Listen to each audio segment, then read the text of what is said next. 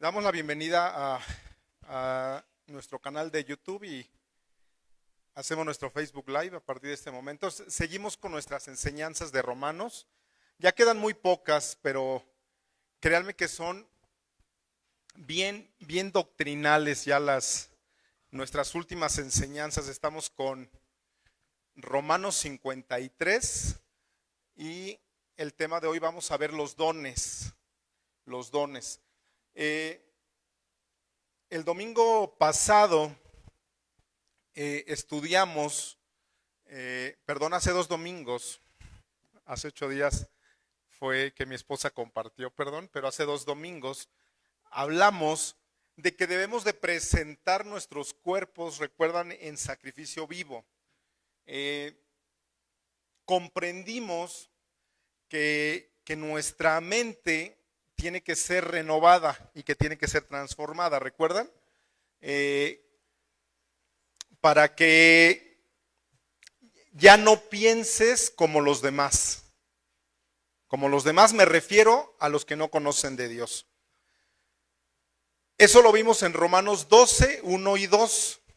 Pero una vez que tú lees el versículo 3, salta un problema inmediatamente. El problema más grande, yo creo que de los cristianos. Vamos a leerlo en Romanos 12 del 3 al 8, que es lo que vamos a ver el día de hoy. Si no lo tienen, por aquí lo podemos leer, por favor. Dice así: digo pues, por la gracia que me es dada, a cada cual que está entre vosotros, se está refiriendo a la iglesia. Repito, digo pues, por la gracia que me es dada, a cada cual que está entre vosotros, que no tenga más alto concepto de sí que el que debe tener, sino que piense de sí con cordura. Ya nos metimos en problemas. Está señalando Pablo allá a cierto grupo de cristianos o de cristianas, dice que no tenga más alto concepto de sí que el que deba de tener, sino que piense de sí con cordura, conforme a la medida de fe que Dios repartió a cada uno. Porque de la manera que es un cuerpo, porque de la manera que en un cuerpo tenemos muchos miembros, pero no todos los miembros tienen la misma función. Así nosotros, siendo muchos, somos un cuerpo en Cristo y todos miembros los unos de los otros. De manera que teniendo diferentes dones, según la gracia que nos es dada, si el de profecía, úsese conforme a la medida de la fe. O si de servicio, en servir. O el que enseña, en la enseñanza. El que exhorta, en la exhortación, el que reparte con liberalidad, el que preside con solicitud, el que hace misericordia con alegría. Inclinen su rostro. Padre, gracias, Señor, porque podemos venir a alabarte, a adorarte, Señor.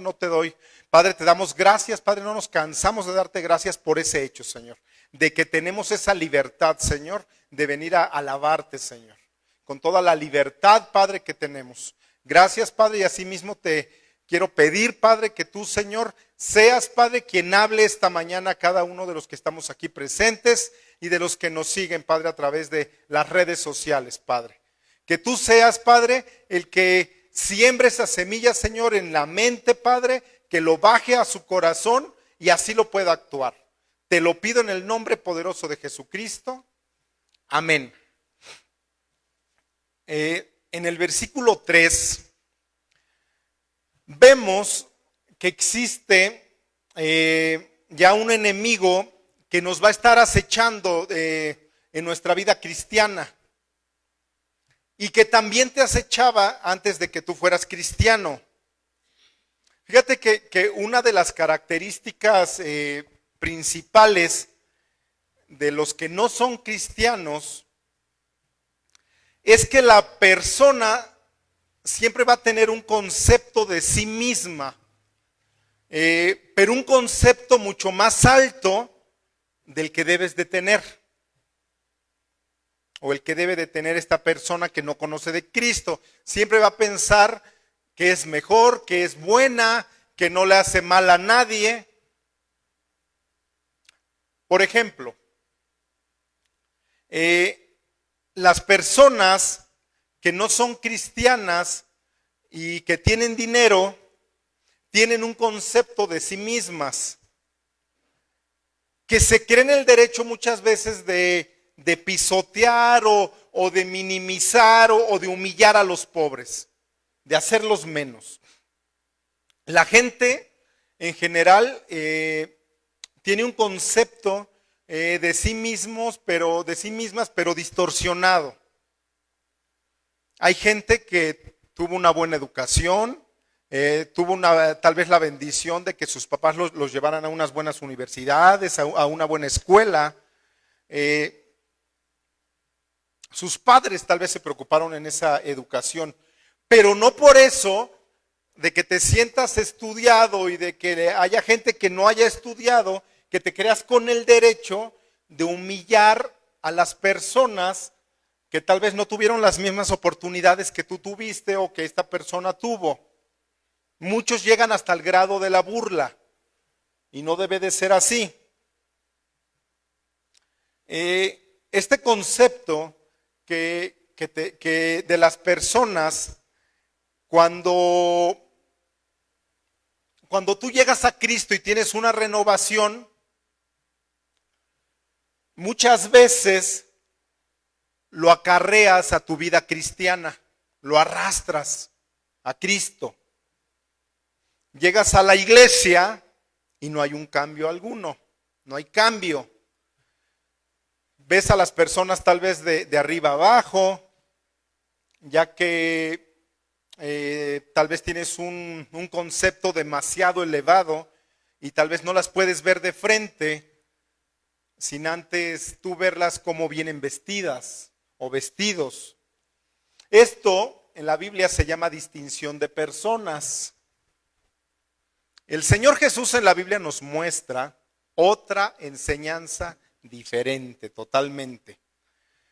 Pero fíjense que este concepto se sigue arrastrando porque nuestras mentes todavía no están transformadas. Tú no has permitido que Dios haga ese cambio en tu vida. Pablo, este mismo concepto que les dice a los romanos, se los dice a los de Corinto, les dice lo mismo. Al parecer, también había ese problema en las iglesias que Pablo estaba estableciendo. Roma, en esa iglesia que establece, les dice eso, que no tengas un concepto de ti, el cual no debas de tener. Pero a los de Corinto se los dice en 1 Corintios 4:7, se los dice así de esta manera. ¿Por qué? ¿Quién te distingue? ¿O qué tienes que no hayas recibido? Y si lo recibiste, ¿por qué te glorías como si no lo hubieras recibido?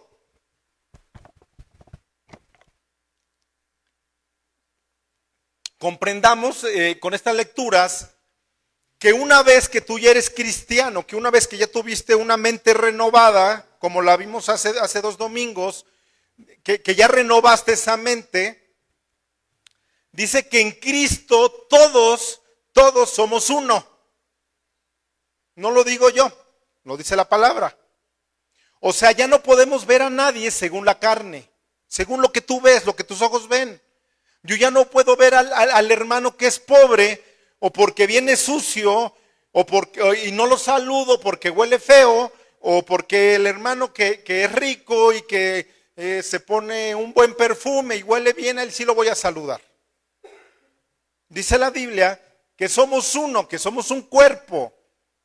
Créanme que la iglesia cristiana en el mundo es el único lugar donde se van a juntar el pobre y el rico y donde van a convivir. Si alguien pecó en el pasado y regresa arrepentido, pero con un arrepentimiento así sincero, de a de veras, Muchas veces, ¿quiénes somos nosotros para señalarlo o para no recibirlo? Eso es acepción de personas también. Guardar rencor a personas que en el pasado pecaron. O sea, dice Pablo, no podemos tener un concepto en sí mismo del que debemos de tener. Siempre vamos a tener un concepto más alto de cada uno de nosotros, personal. Los cristianos no debemos de gloriarnos de nada, de nada. O sea, ¿de qué podemos jactarnos y tal vez despreciar a los demás?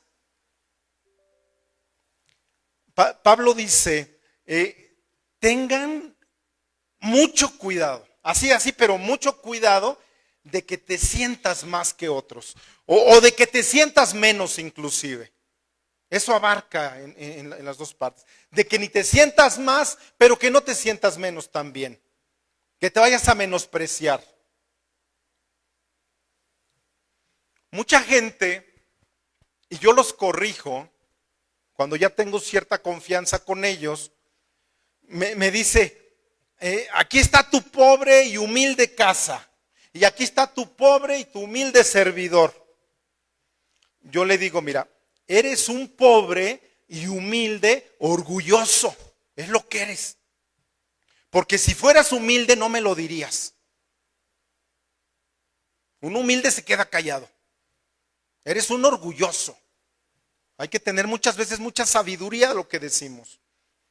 Y fíjense que hay muchas gentes, muchas hermanas, muchos hermanos que no se sienten, que se sienten así sin ningún valor, que no valen nada. Se creen menos que nada, se creen peor que una cucaracha. También no te vayas al extremo, dice Pablo. O sea, tú en Jesucristo eres algo, y algo que vale la pena. O sea, los dos extremos es o menospreciarte tú o sobreestimarte. Dice Pablo, no llegues a ese extremo. Pablo siempre va a hacer mucho énfasis en esto. Mucho. Vamos a 2 de Corintios 3:5. Vean cómo dice. Dice, no que seamos competentes por nosotros mismos para pensar algo como de nosotros mismos, sino que nuestra competencia proviene de Dios. Si tú quieres competir, ponte a competir con Dios, dice Pablo. Pablo dice, por la gracia que se me dio, les digo a cada uno que no tengan un alto concepto de cada uno de ustedes más allá del que debas de tener. Dice, sino que tú tienes que pensar de ti mismo el concepto que tengas como persona, pero con cordura, de acuerdo a la medida de fe que se te fue dada, que cada uno tiene. ¿Sí me explico? Pero Pablo dice, por la gracia que me es dada, o sea, con la autoridad que tengo, vengo y te digo esto. Pablo, estudiando su vida, obvio, por obviedad, no tenía un concepto muy elevado de sí mismo. No lo tenía. Pablo sabía que él era el mejor de los predicadores, porque Dios ya se lo había prometido. Lo escogió de entre los 11 discípulos que quedaron. Dice que fue apartado. El Espíritu Santo lo apartó. Él sabía que era una persona especial ya. Él sabía que era el mejor de los predicadores. Pero también sabía que él había sido escogido para hacer lo que él era. O sea que Dios iba a utilizarlo conforme él tenía sus aptitudes, sus dones. Y los vamos a ver más adelante. Algo bien triste. Yo siempre señalando o tal vez criticando, pero hay algo bien triste que existe siempre en el liderazgo. Es la vida de soledad que muchas veces los líderes llegamos a tener. O ya lo llamo yo, es un llamado que tienes de vivir a la soledad con tu familia. No se imaginan en realidad cuántas críticas se sufre. Sufres como líder. Ahorita que estaba orando por nosotros, Said, yo le daba gracias a Dios. Que les preguntaba, ¿cuánta gente ora por sus pastores? Oren por nosotros, oren por los líderes. O sea, no se imaginan cuántas críticas tenemos, cuántos nos señalan, cuántos comentarios en el Facebook, cuántos comentarios en el YouTube, de ataques, de burlas, de malos entendidos, no tienen idea. De otras iglesias, de entre mismos pastores, de impíos, la misma familia muchas veces, que muchas veces decides cerrarte. Estar solo con tu familia. Las críticas, esas burlas, ataques, son muy injustos, sí, pero son bien normales, porque estoy viendo la vida de Pablo. ¿Y sabes por qué? Por dada la naturaleza humana. Muchas veces caemos en el error de tener un más alto concepto del que deberíamos de tener un concepto equivocado de las personas. Es que yo creí que era diferente. No lo tengas, dice Pablo, que no tengas ese concepto de las personas. Te vas a equivocar. Dice Eclesiastés que no te fijes en el hombre, te va a fallar. Muchas veces o nos creemos muy buenos, o nos creemos muy capaces o muy habilidosos. Pero por eso tenemos la Biblia, de cómo podemos resolver esta debilidad de nuestra naturaleza humana. Vean lo que David, el rey David escribió en un salmo, en el Salmo 19:12. Vean lo que dice. ¿Quién podrá entender sus propios errores? O sea, si tú entiendes esta pregunta que le está haciendo David a Dios, dice, ¿quién podrá entender sus propios errores? Líbrame, Señor, de los que me son ocultos. O sea, está haciendo una pregunta ahí el rey David. Y es una pregunta bien, bien, bien profunda. O sea, ¿quién podrá entender sus propios errores? ¿Y sabes qué te voy a decir la respuesta? Nadie. El problema es que tenemos pecados ocultos que se van metiendo a tu vida, que tú vas permitiendo y que vas dejando tal vez pecadillos por ahí y que no has querido limpiar porque te gusta, al tiempo que el pecado crece y ya es un problema. David dice, Señor, ¿cómo yo no puedo descubrir esos secretos tan grandes de mi corazón que me son ocultos? ¿Cómo? Si son míos, es mi persona, es mi psicología. Te pido, Señor, que me libres de ellos. De los que me gustan y de los que no quiero sacar inclusive, líbrame de estos pecados. Hermanos, hay pecados que nos son ocultos a nosotros, como a David. O sea, somos muy ciegos nosotros, a nosotros mismos. Sigue diciendo el rey David en el versículo 13. Dice, preserva también a tu siervo de la soberbia. Que no se enseñoreen de mí. Entonces seré íntegro y estaré limpio de gran rebelión. Ahí se repite Romanos 12:3. Señor, líbrame de que algún día se me vaya a subir. Señor, líbrame de que un día me vaya a inflar. De que algún día se me suba, de que me sienta Juan Camaney, como se dice. Líbrame, Señor, de que yo me vaya a enorgullecer algún día. Líbrame, Señor, día a día. Líbrame, Señor, que un día yo diga, ya la hice.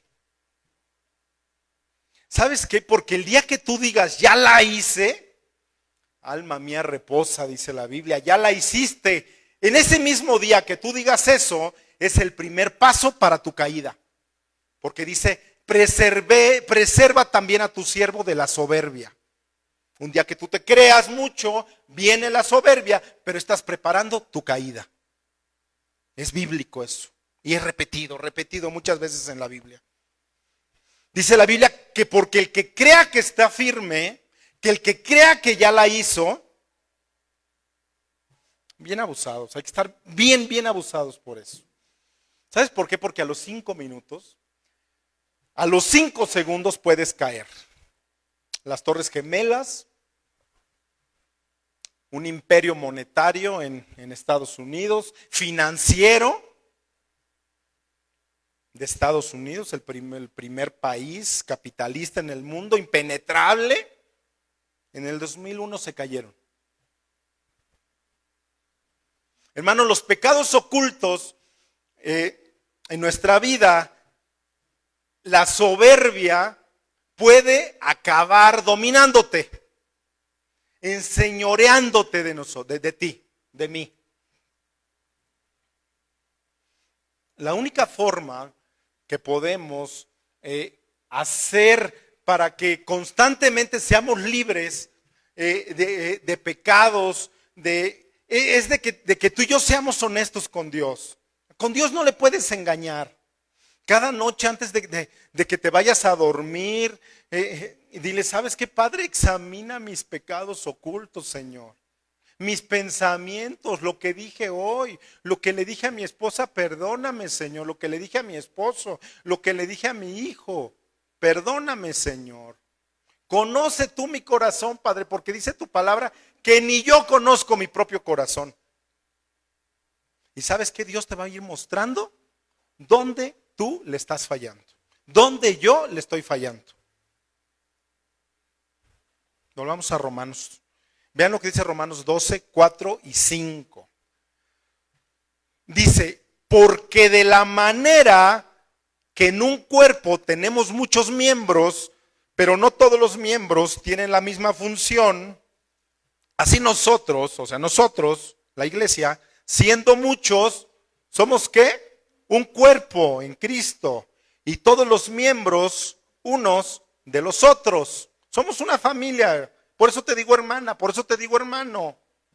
Somos una grande familia. De eso lo tenemos que entender. Tenemos que entender que todas las iglesias que nos decimos cristianos, que tenemos al mismo Padre. La misma fe. Mira, mientras tengamos la misma fe, el mismo bautizo, somos hermanos en Jesucristo. Tú llámales bautistas, llámales evangélicos, llámale metodistas, asambleas de Dios, de Nazareno, Vida Nueva, asambleas de Dios. La iglesia, la organización que tú me digas. Mientras tengamos esos conceptos, vamos a ser salvos. Todos, por ejemplo, los que hagan bien y que estén haciendo las cosas como el Señor manda y que vayan en ese camino, así seas de la iglesia bautista, se van a salvar. Así seas de la iglesia metodista, se van a salvar. Los pentecostales son salvos. ¿Por qué? Porque somos hermanos. Todos dicen que somos un cuerpo. Dice que miembros los unos de los otros. Y fíjate, o sea, si hay una obra de teatro, no sé, un concierto, yo venía platicando eso en la mañana con mi esposa, si hay una obra de teatro o hay un concierto en otra iglesia, y si tú quieres ir, si ustedes que me están escuchando, si quieren ir, vayan con toda la confianza. Yo como líder, mi esposa como pastora de aquí, que somos sus líderes, no podemos caer en esa trampa de Satanás de ser celosos. Es que a lo mejor se los llevan. Yo he escuchado a muchos pastores. Es que a lo mejor se quedan por allá. ¿Y si se los llevan qué? ¿Cuál es el problema? Yo no fui el que los trajo a esta iglesia, ¿o sí? ¿Saben quién los trajo? Los trajo el Espíritu Santo, no yo. Son ovejas de Dios. ¿Dónde quedan esos los celos entre los pastores, entre los líderes? O sea, ¿por qué ser celosos? Que si hay una campaña evangelística y sabes que ese hermano que va a venir ha llevado una vida en rectitud y tú quieres ir, pues ve a verlo. Vas a crecer espiritualmente. Si está predicando a Jesucristo, ve, no pasa nada. Y a lo mejor pues se van y te gusta más, pues no pasa nada, pues que se vayan. El Espíritu Santo, cuando tú estás enterado en la palabra, que es el Espíritu Santo el que coloca a cada persona como Él quiere, no es mía la iglesia, para empezar. Es de Él, es de Dios. Mi obligación con mi esposa es darles de comer aquí. Que si tienen hambre espiritualmente hablando y que si encuentran pastos verdes en esta iglesia, pues aquí se van a alimentar. Pero si en esta iglesia no están siendo alimentados tal vez como ustedes creen o como es, ustedes tienen que buscar otro lugar donde se sientan bien alimentados. La Biblia dice que somos miembros unos de los otros. Eso dice la Biblia. Mira, para ampliar este pensamiento, para que nos quede bien claro, cuando venga Jesús en el aire, así cuando venga, yo me imagino un Jesús que va a decir, a ver, los bautistas se me ponen de aquel lado, eso espérenme tantito, los metodistas acá, algunos católicos que hicieron bien las cosas por acá, permítanme tantito. ¿Así va a decir Jesucristo?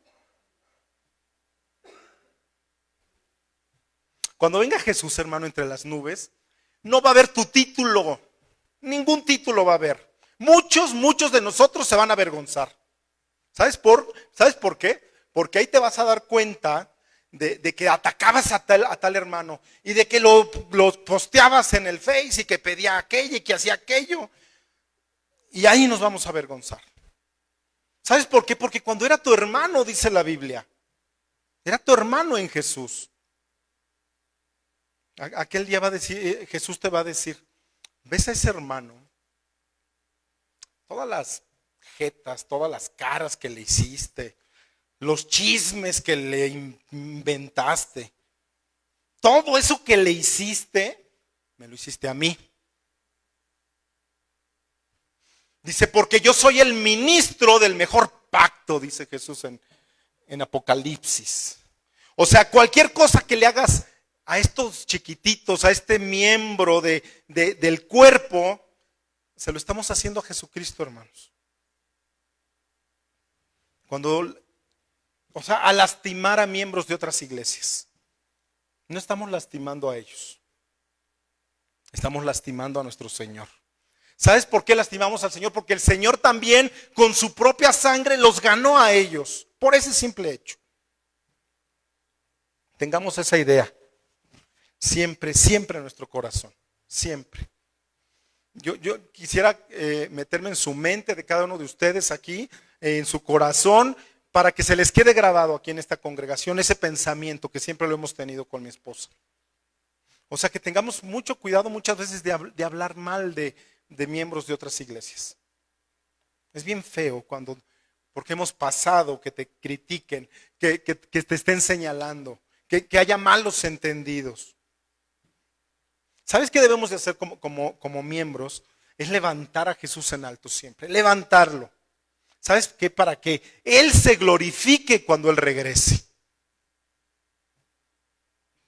Vean lo que dice 1 Corintios 12:14. Dice Pablo, además, el cuerpo no es un solo miembro, sino muchos. El día que tú digas, nada más mi iglesia es la buena, o que digan los bautistas, nada más los bautistas nos vamos a salvar. ¿Sabes qué? Estaríamos como la iglesia de Roma, igual. O sea, fuera de mi iglesia, ¿ya no hay más que vayan a ser salvos? Hay iglesias que te dicen que si te vas, esto ya es caer en un extremo, que si te vas de tu iglesia, que si te vas que ya no eres salvo. En ese momento esas iglesias se están convirtiendo en sectas, porque no están hablando lo que la Biblia dice. Primera de Corintios 12 del 15 al 22. Sigue hablando Pablo. Si dijera el pie, porque no soy mano, no soy del cuerpo, por eso no será del cuerpo. Y si dijera la oreja, porque no soy ojo, no soy del cuerpo, por eso no seré del cuerpo. Si todo el cuerpo fuese ojo, ¿dónde estaría el oído? Si todo fuese oído, ¿dónde estaría el olfato? Mas ahora Dios ha colocado los miembros, cada uno de ellos en el cuerpo, como Él quiso. Porque si todos fueran un solo miembro, ¿dónde estaría el cuerpo? Pero ahora son muchos los miembros, pero el cuerpo es uno solo. Ni el ojo puede decir a la mano, no te necesito, ni tampoco la cabeza a los pies, no tengo necesidad de vosotros.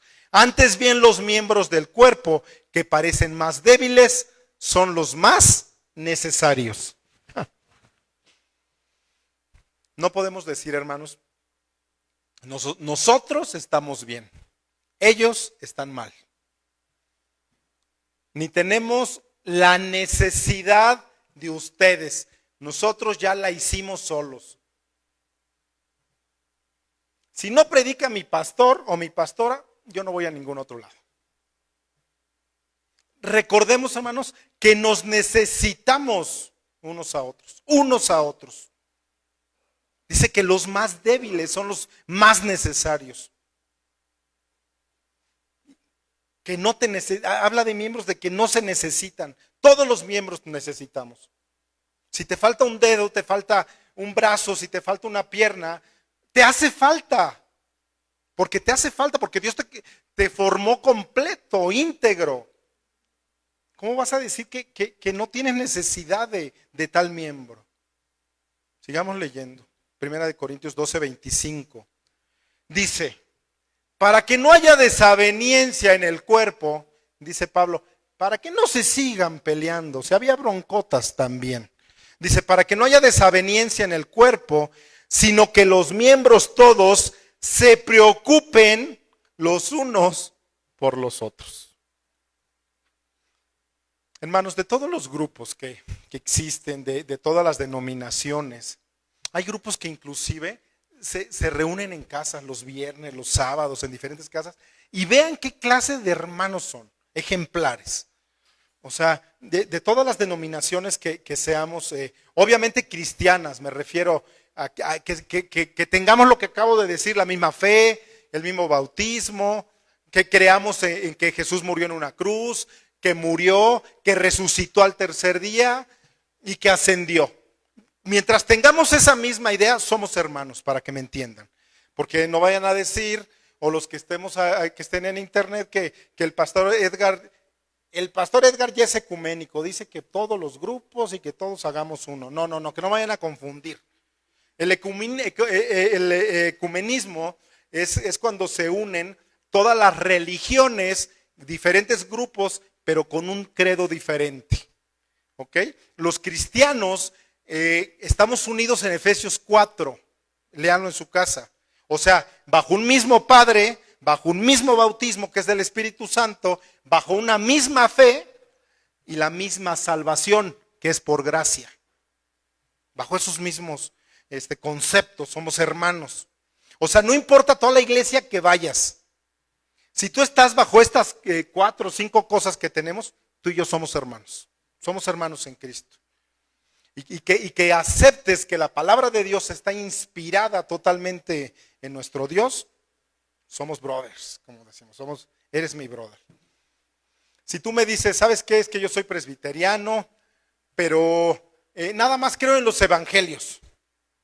Entonces no eres presbiteriano. Tú quieres hacer una secta. Vean lo que dice Primera de Corintios 12, 28. O sea, tenemos que creer que desde Génesis a Apocalipsis fue inspirado todo por nuestro Señor. Amén.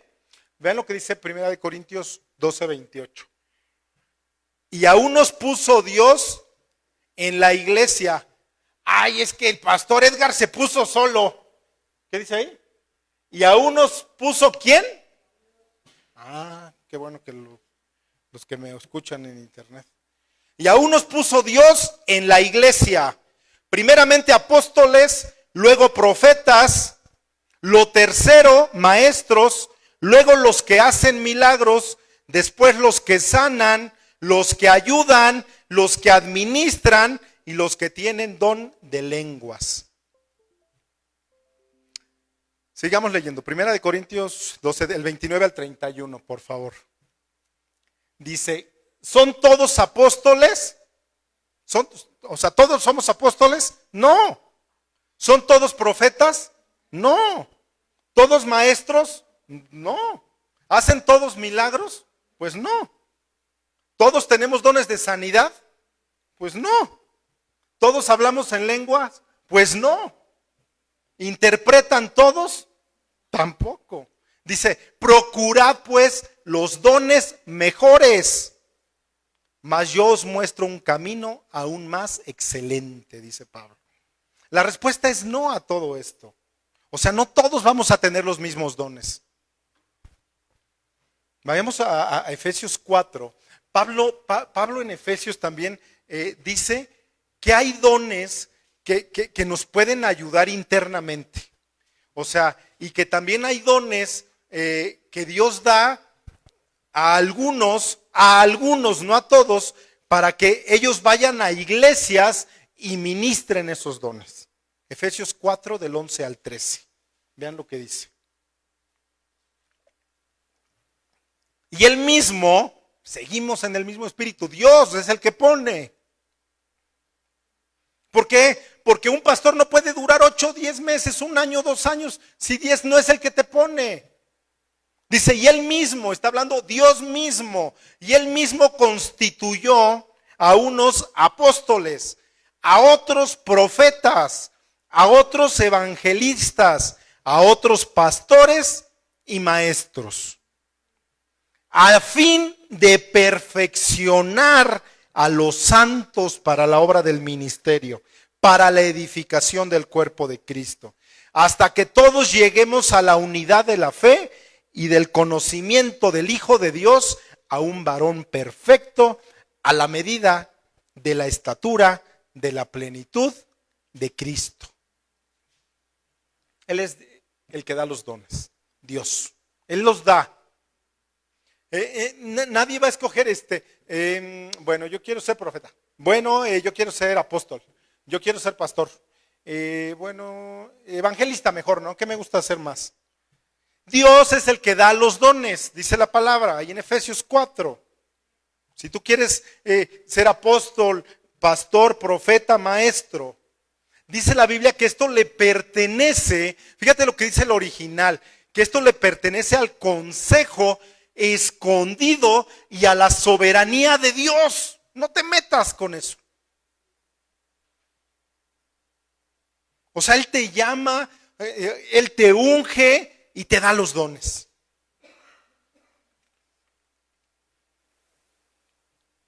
Los maestros, los pastores, los evangelistas, los profetas, dice que sirven para perfeccionar a los santos, a los de la congregación. Perfeccionar en el griego significa equipar. O sea, para que los maestros, los pastores, los evangelistas, los profetas, para que te ayudemos a cargar el equipo. ¿Y sabes para qué? Para que nos hagamos buenos soldados, porque estamos en una guerra. La Biblia dice, y fíjate que no le comenté a Said de que iba a predicar, y así oró por nosotros. La Biblia dice que amen a sus siervos, que amen a sus pastores, que amen a los evangelistas, que amen a los profetas. Pero ¿sabes qué dice la Biblia? Que ames principalmente a los que llevan vidas santas. Dice que los tengas en alta estima, que con mucho respeto, que ores diario por tus pastores. Dice que porque ellos van a dar cuenta de tu alma en el día del juicio.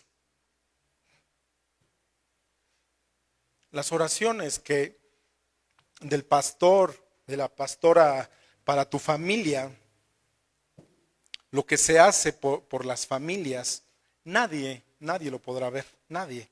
¿Sabes hasta cuándo? Hasta el día del juicio. Hasta el día del juicio. En aquel día tú vas a ver, mi pastor oró años por mi familia, por mi hijo, por mí. Oró durante 3 años, durante 10 años, y nunca me dijo que estaba orando por mí. ¿Y sabes por qué? Porque si te lo hubiera dicho tu pastor, la recompensa, ya estando allá en el futuro, sería tu alabanza. O sea, todo lo que se hace para la obra de Dios es en secreto. O sea, dice la Biblia que no mire tu mano izquierda lo que da tu mano derecha. Una vez que tú entiendes esto y que lo comprendas, que el Espíritu te esté hablando esta mañana, vamos a estudiar y ver los dones que están dentro del cuerpo de Cristo. Todos tenemos dones.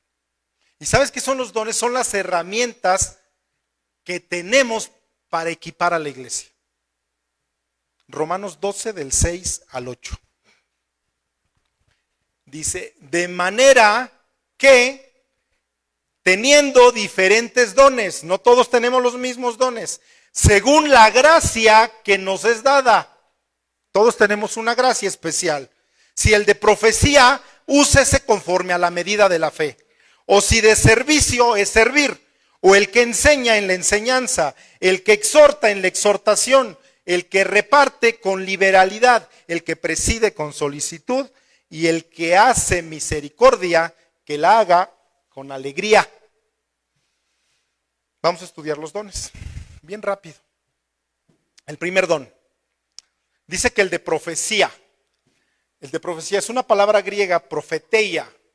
Viene del griego profeteia, significa dar un mensaje de parte de Dios. Eso es el don de profecía, dar un mensaje de parte de Dios. El don de profecía, hermanos, no se refiere, repito, no se refiere a predicciones futuras. Aun cuando en el Antiguo Testamento anunciaban el futuro. En el Antiguo Testamento sí se anunciaba y se predecía cosas que Dios decía que iba a venir. Ve, porque si no, en 40 días voy a destruir Sodoma y Gomorra. Ve y predica. A Jonás, ve y predica. Daba una profecía futura. Pero ya en el Nuevo Testamento no trata de profecías, de predicciones futuras. Habla de un mensaje de parte de Dios. La raíz etimológica de la palabra profecía no significa que siempre esté anunciando el futuro, sino que significa literalmente hablar palabras que estén inspiradas de parte del Espíritu Santo. Un profeta es el que va a ir marcando el camino, marcando el camino. Hay iglesias que por no tener conocimiento bíblico, alguien se levanta y al parecer entra como en un éxtasis con Dios supuestamente y empieza a decir, así dice el Señor. Y así dice el Señor, que va a temblar en México. Pues México está en un lugar donde zona que va hasta tiemble y tiemble, diario tiembla. Dios dice que va a temblar y que se va a acabar la ciudad y que se acabe el pecado y que todos los cristianos nos vayamos a vivir a los montes. Eso no es profecía. Eso no es profecía. Muchas veces fanfarrón, así, fanfarronismo. La Biblia misma nos dice, hermanos, qué es el don de profecía. Vayamos a la Biblia. 1 Corintios 14:3. Ahí está. Pero el que profetiza habla a los hombres para decirles que va a temblar y que te cuides. Para edificación. exhortación y consolación. A mí no me consuela que me digan que va a haber millones de muertos. O para edificación, no me va a crecer para mi persona. Entonces, si tienes una profecía de parte de Dios, hay que tener esa sabiduría que es de parte del Espíritu Santo, que me va a edificar, me va a exhortar y me va a consolar. No para traer nuevos mensajes, hermanos. La profecía no puede traer nuevos mensajes de parte de Dios. ¿Saben por qué? Es bien sencillo. ¿Por qué? Porque la Biblia ya está completa, ya está terminada. No puedes añadirle. El instrumento que Dios ha usado para que crezcamos en madurez, hermanos, es la Biblia. No que se levante un hermano y que me diga lo que va a pasar. Sigue siendo ese instrumento, la palabra de Dios, que va a hacer que yo madure aún más. Pero hay que leerla. La Biblia termina diciendo en Apocalipsis 22 que no le agreguen a la Biblia, que no le quiten. Dice que si le quitas o que si le pones a la Biblia, que tendrás las plagas del libro que hay en la Biblia. Cuando hay hermanos que traen nuevas revelaciones de Dios y que Dios me dijo y que tuve un sueño y para eso, hermanos, créanme que Dios dejó un mapa ya terminado, donde si tú y yo seguimos ese mapa, no nos vamos a equivocar en el camino. El segundo don, el de servicio. El de servicio es servir a sus hermanos. Es una palabra griega que es diaconía. De ahí viene la palabra diaconisa o diácono. Ese don de servicio. Diaconía significa prestar un servicio a otros. Hay muchos que no se les da el don de predicar, se suben aquí, no saben ni qué decir y empiezan con un tema y van a terminar con otro o te van a acabar los nervios y no vas a saber exponer. No pueden predicar porque no es su don. Otros tal vez tienen el don de enseñar y te quedas así con la boca abierta. ¡Wow! ¡Qué padre! ¿Cómo enseña ese hermano? Pero hay cristianos, hermanos, que Dios les ha dado un don que tal vez por su egoísmo, que tal vez por ser ávaros, por su avaricia, o tal vez por ser codos, por su codicia, no lo han descubierto. ¿Y sabes cuál es lo peor? Que no lo han puesto en práctica. ¿Y sabes cuál es? Es el don de servicio. El don de servicio es el de que si hay una comida es el que da las comidas. Que es el que ayudar a limpiar a la iglesia, yo ayudo. Es bien triste que hasta el día de hoy mi esposa, la pastora, siga lavando los baños, que siga barriendo, que siga trapeando.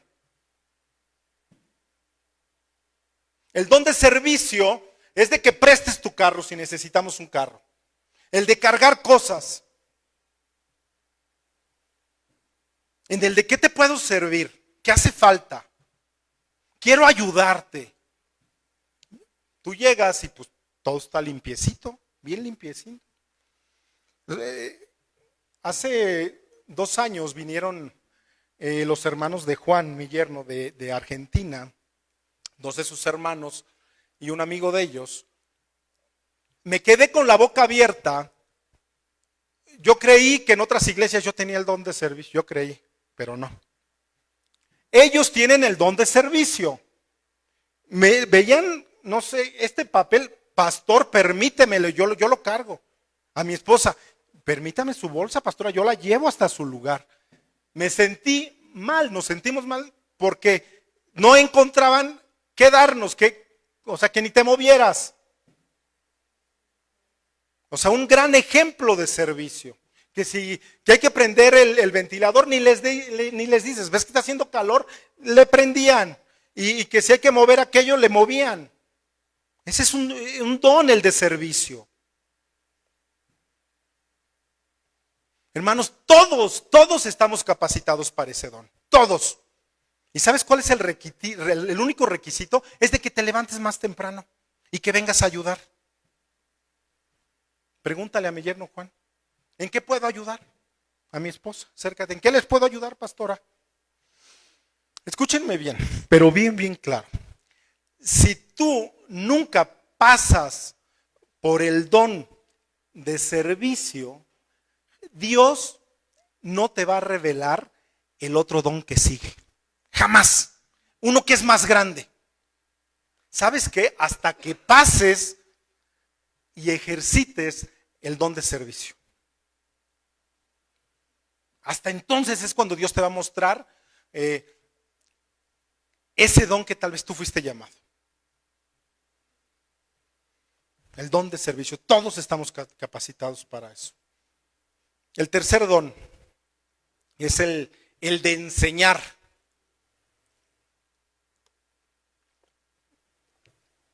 Palabra griega para enseñar, didaskalos. Aquí habla el didaskalos, el que enseña, es el que tiene una habilidad. Pero esa habilidad es dada por el Espíritu Santo.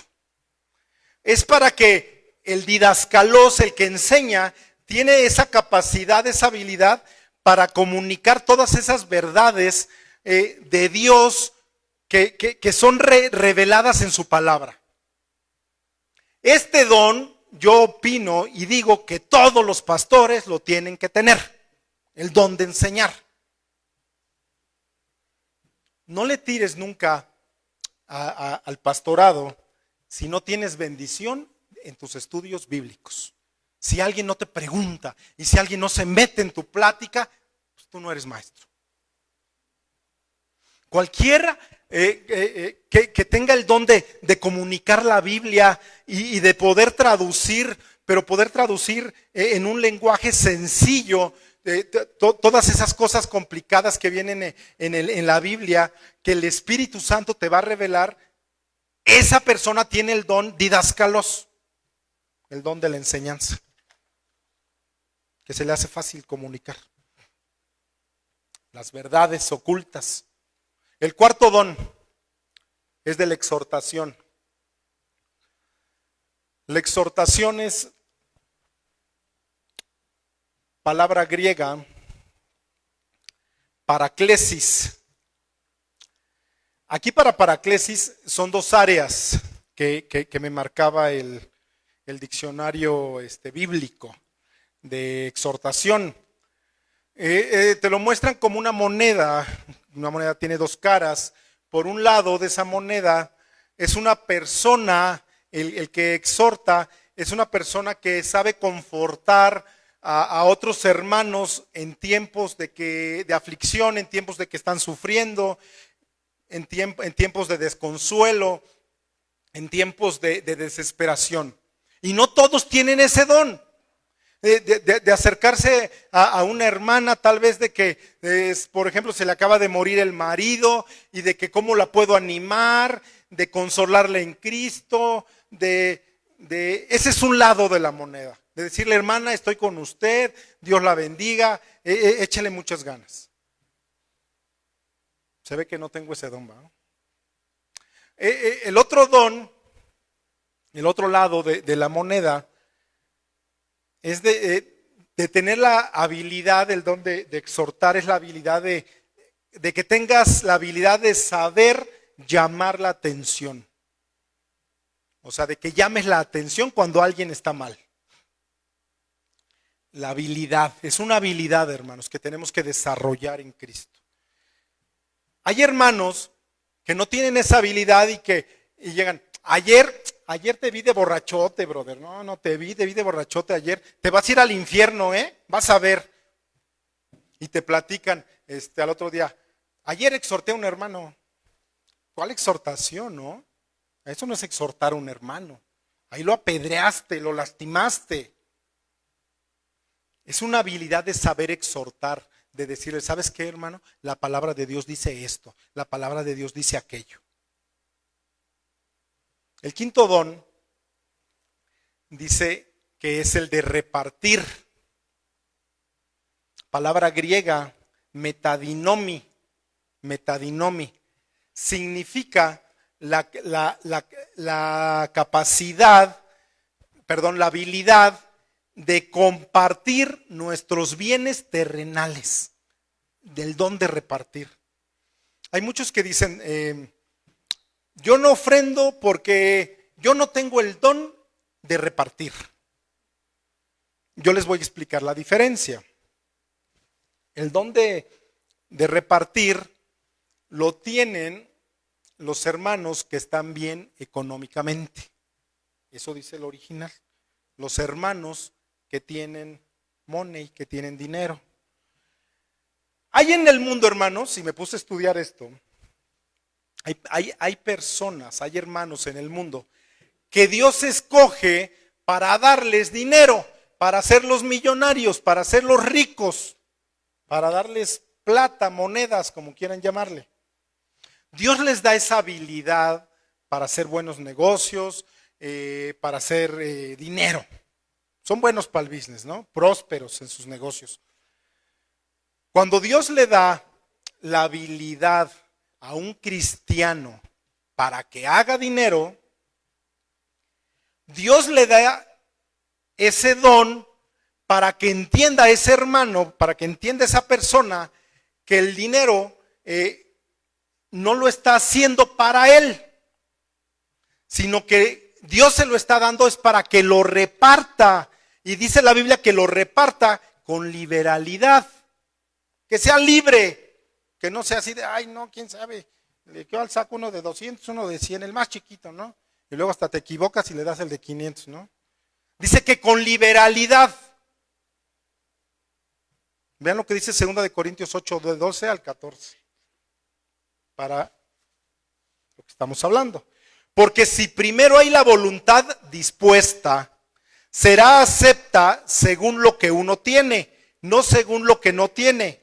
Porque no digo esto para que haya para otros holgura y para otros estrechez, sino para que en este tiempo, con igualdad, la abundancia vuestra supla la escasez de ellos, para que también la abundancia de ellos supla la necesidad vuestra, para que haya ¿qué? Igualdad. La iglesia de Cristo en todo el mundo está compuesta de dos clases de familias, de las familias de dinero y de las familias que no tienen dinero. Aprendemos y tenemos que aprender y comprender que los que tienen dinero, que les tienen que dar, ayudar a los que no tienen dinero, dice la Biblia. Que los de dinero, que si no lo hacen, que no saben para qué Dios les dio ese don, para hacer dinero. En la iglesia de nuestro pastor en Argentina, tiene un congregante que me platican mucho de él, que es dueño de una editorial. ¿Cómo se llama la editorial? Peniel, es a nivel mundial. Una vez estaba en Japón o en China, algo así, en un país, el pastor Alberto, y dice que necesitaban donar 15,000 Nuevos Testamentos y que le habló a su congregante. Dice, ni líderes, el dueño de Peniel. El dueño de Peniel es un hermano acaudalado, así billetudo, ¿no? O sea, de lana, pues. Y que le dijo, ¿dónde estás, Alberto? Estaba ¿en dónde estaba? ¿Tú apenas sabes? ¿Dónde? No, andaba en Europa, allá por Medio Oriente. En China, algo así andaba por allá. Y que le dijo que en qué país estaba, y le dijo, permíteme, deja ver, creo que la está más cerca, está en Inglaterra, una de nuestras oficinas, y que le hizo llegar 40,000 o 50,000 Nuevos Testamentos. O sea, personas que saben que el dinero que Dios les ha dado es para darlo con liberalidad. Y si tienes dinero y solo quieres acumular y acumular y no das a la obra, no ves la necesidad tal vez de otros hermanos, la Biblia habla de lo que les puede pasar. Vean lo que dice Proverbios 11, 24, 25. Dice, hay quienes reparten Está hablando del mismo vocablo, de los que reparten con liberalidad. Hay quienes reparten y les es añadido más. Y hay quienes retienen más de lo que es justo, pero vienen a la pobreza. El alma generosa será prosperada, y el que saciare, él también será saciado. Hermanos, para terminar, tengamos un concepto adecuado de nosotros mismos.